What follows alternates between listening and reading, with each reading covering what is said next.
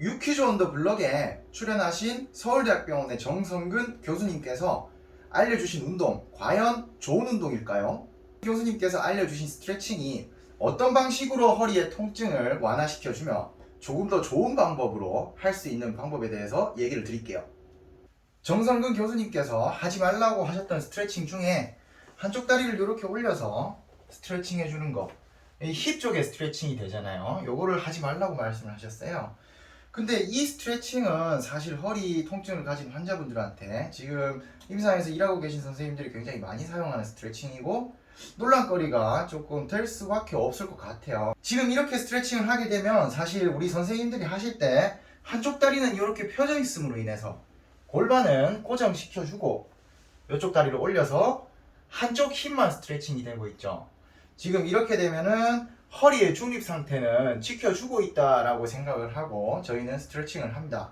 그런데 양쪽 무릎을 이렇게 동시에 당기는 스트레칭은 허리의 중립 상태를 지켜주지 못해요. 원래 C자형으로 있어야 되는 허리의 커브를 펴지고 더 가면은 반대쪽으로 구부러지도록 이렇게 만들게 되죠. 이렇게 되면은 분명히 디스크에 굉장히 안 좋은 영향을 끼치게 될 거예요. 그런데 우리는 한쪽 다리를 펴놓고 이쪽만 이렇게 스트레칭을 하죠.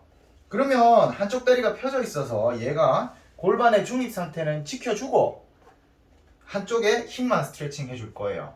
지금 우리가 허리 통증이 있는 사람들한테, 디스크 환자분들한테 요 스트레칭을 하는 이유는 힙을 스트레칭 해줘서 우리가 앉아있을 때나 평소에 물건을 줍거나 뭐 생활할 때 이 허리에 C자형 커브를 잘 지켜주기 위해서 이 스트레칭을 하는 거죠.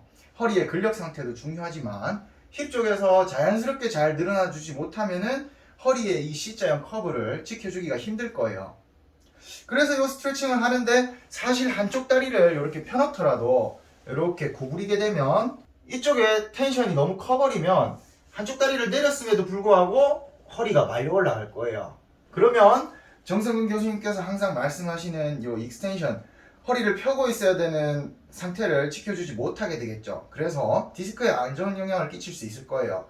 자, 그러면 이 스트레칭을 어떻게 허리를 지키면서 허리를 지킬 수 있는 엉덩이까지 더 스트레칭을 해줄 수 있을까?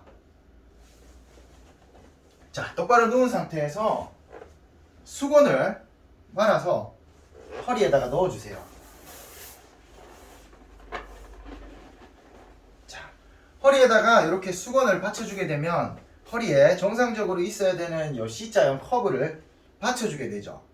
지금 이 상태에서 한쪽 다리는 내리고 한쪽 다리씩 이렇게 스트레칭을 해주는 거예요. 그러면 엉덩이는 늘어나면서 허리의 C자형 커브는 지키면서 이렇게 디스크에 좋은 건강한 운동을 할 수 있겠죠. 6초에서 7초 정도 유지를 하고 다시 다리를 내려서 스트레칭 되고 있던 근육에 순환이 될 시간을 충분히 주시고 다시 올려서 6초에서 7초 정도 유지하시고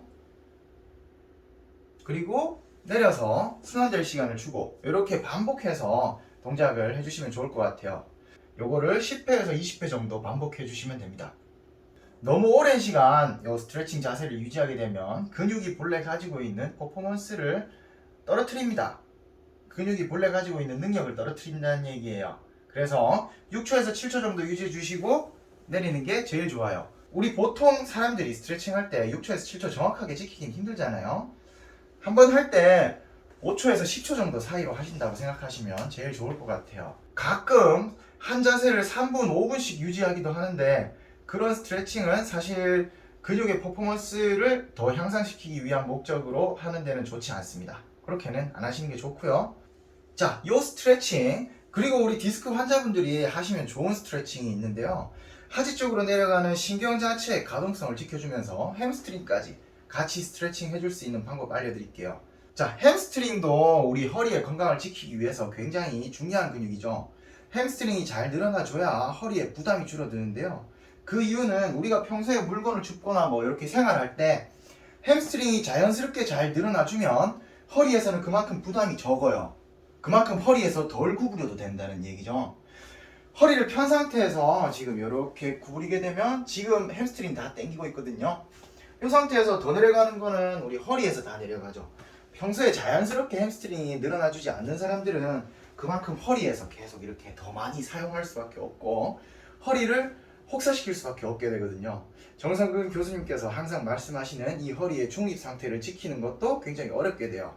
그래서 햄스트링 스트레칭 하면서 하지 쪽으로 내려가는 신경까지 같이 가동성을 늘려줄 수 있는 방법 알려드릴게요.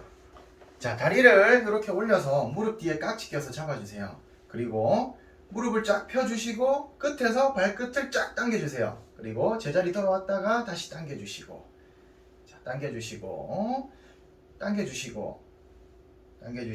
요거를 10회 반복하시고 내려서 순환될 시간 충분히 주고 다시 올라와서 10회 반복해주세요.